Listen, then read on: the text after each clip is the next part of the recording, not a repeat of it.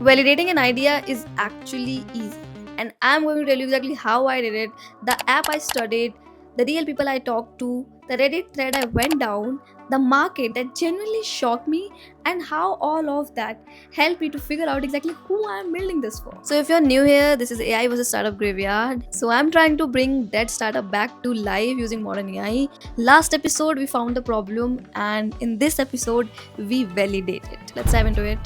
So I created a product validation checklist, and the first step, identifying one real problem for one clear user. You can't build for everyone.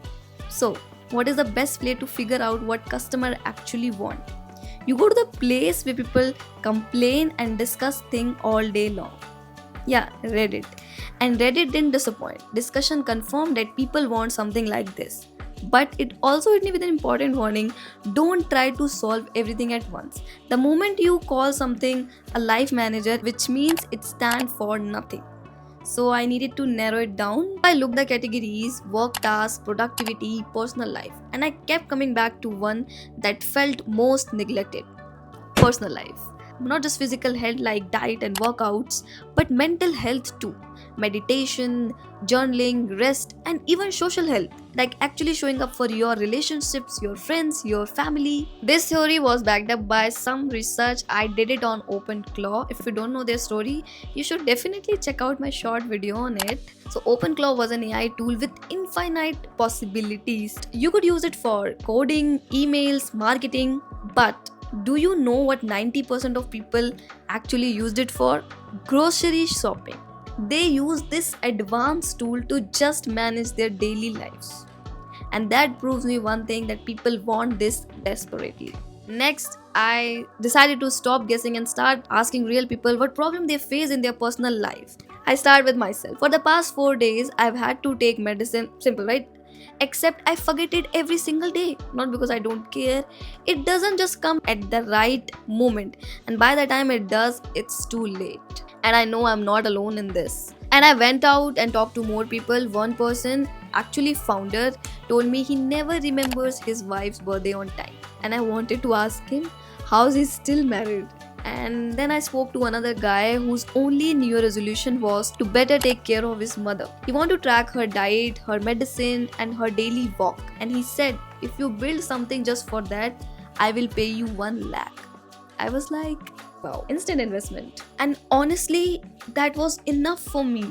People aren't failing because they don't care. They're just overwhelmed. And if something can step in and quietly help them to show up better for themselves, for the people they love, that's worth building. And exactly that's what we are going to build. Step 1: one real problem for one clear user. Basically identifying the real problem. So at this time, I know the problem was real enough that the guy is forgetting his wife's birthday, real enough that someone is literally ready to pay 1 lakh to just better take care of his mom, real enough that I, someone who's literally ready to build an app to help people take care of their life, couldn't remember the 4-day medicine course. So the problem definitely confirmed. But here's the thing nobody tells you when you get excited about an idea. Problem is real doesn't mean nobody's already solving it. And if someone is already solving it better than you, with more money, with bigger team, then what exactly are you doing? So before build anything, I need to answer this question: what's already out there? So first one I came across was an app called Kindly. Kindly basically an app that treats relationships like habit.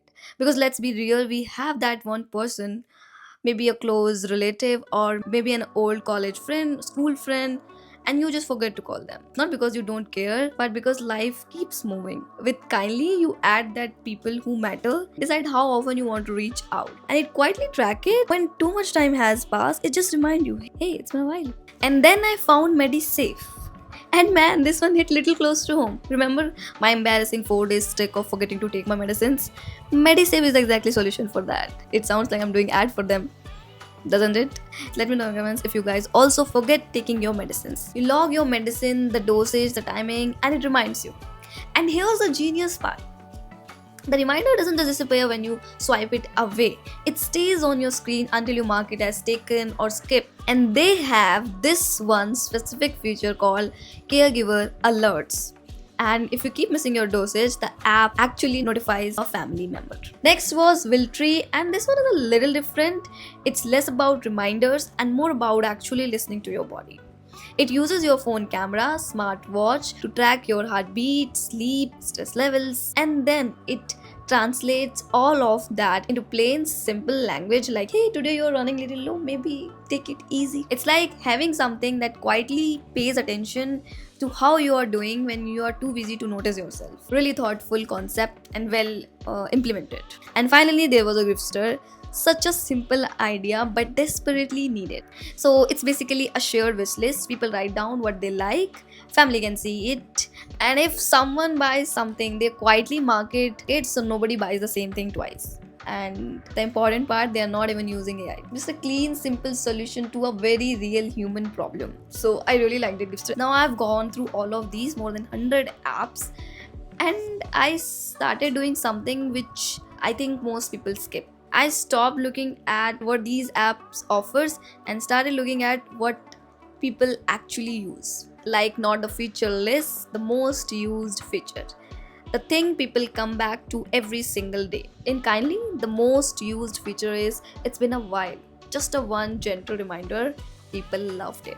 In Wiltree, daily stress and energy check-in, people used it every single morning just to see how they are doing. And Medisafe, you would think it would be personal medicine reminder, right? That's the whole app. No. The second most used feature is the caregiver alert. The one that tells someone else when you miss the dose. So now I had a problem. I know what people were using, what feature they loved, what was missing. But there was one question sitting in the back of my head that I couldn't ignore. Do people want this badly enough to pay for it? And honestly, this is the part where most people mess up. They assume the problem exists, people relate to it, so obviously they'll pay. But there's a huge difference between someone saying, yeah, I need this, and someone actually opening their wallet. So I had to go to find real demand signal, actual proof. For that, first I need to check how big this market is, which basically tell me demand of how many people are spending money and is it going over time. And for doing that, like research, I'm using Perplexity because obviously we'll be using AI tools. As I know, Perplexity works well for research. One important point, do verify key details, whatever response you get from such AI tools, because sometimes they hallucinate. And if they don't provide any link or article related to that, so you need to, ask one question, please provide me a related articles or links so that I can verify. You go and check those links by yourself. That's exactly what I do, and it saves you from spreading wrong information. So I got to know that the market is pretty huge. If you look at overall wellness, it's around 4 trillion to 6 trillion. So inside this, we only need to focus on a niche. So let's look at where a number actually come from. Just health and wellness apps alone already a 26 to 28 billion dollar market. Inside that, the categories closest to what we are building are already massive. Nutrition and diet tracking apps are around 7 billion and growing really fast. Fitness tracking is even bigger, 12.5 billion dollar, and medication management apps are roughly around 1.5 billion, and habit tracking apps same around 1.5 billion dollar. And it doesn't stop there. There is also a relationship side of life. Couples apps are alone about $2.5 billion market. Personal CRM tools that manage your relationships is around $15 billion. And gifting, that's a $52 billion market by itself. And then you have mental wellness, that is pretty huge. The overall mental wellness market is over $167 billion. Meditation apps are around $1.5 billion, and mental health apps overall are close to $10 billion. And if you zoom out and look at all these categories together, you realize the space you are entering is easily north of a $100 billion market. So of course we can make $1 billion company. So if you are still watching my videos, then please hit the like button. So now look at the apps whose features we analyzed earlier, how many downloads they have, how many users, and whether they are paid or free, and what people are actually saying. So I'll be honest, I didn't find too much data on the first one. I'm not sure how many downloads it has, not sure about exact user numbers, but it's 20,000 plus users. I'm not even sure if those are paid or free. So, but one thing I did find, was Reddit thread where people were saying it feels expensive. So let's move on. MediSafe. This one has 7 million registered users globally. Incredible rating, 4.8 on iOS and 4.7 on Android, with over 500k reviews. But people are not happy right now, and the reason isn't that the app is bad. It's because it started free, built a loyal user base, and then it flipped to paid, and people felt betrayed. So paid user numbers are unclear, but sentiment tells you a lot. And this one is also related to medication reminder, and I recently came across it, so I thought I include it. Okay, this one has genuinely surprised me. 10 to 16 million users worldwide, 4.7 on iOS with 120k plus reviews, and 4.5 on Android with 56k reviews. $600,000 monthly revenue and $25 million annually. And when I read the comments and reviews, most people were saying good things, are loving it. But more importantly, people were actively asking premium feature. And when people are willing to pay more, it's not just a good sign, it's a demand signal. And the interesting part, the suggestion people were leaving in the reviews, that they were exactly in the direction of what I'm thinking of building. So there's a real chance those people will pay for what I'm thinking of building. Next up, Gifster. This one runs on a completely free model. Over 3 million plus members. They were earning through affiliation commissions and retail partnerships. No subscription, no paywall, and people love it. Great reviews, full product. And this one told me that monetization doesn't always have to be subscription. There are other ways, something to keep in. And the most important thing I want to share, after checking out a bunch of other apps, people really only care about two things: privacy and security. I already knew security was a big deal, but now I am going to focus on it even more. And that's today's video. And also, please let me know in the comments, what problem do you face in your personal life and what thing would you want AI to handle for you. That will really help me to figure out my future list. And finally, we got our validation.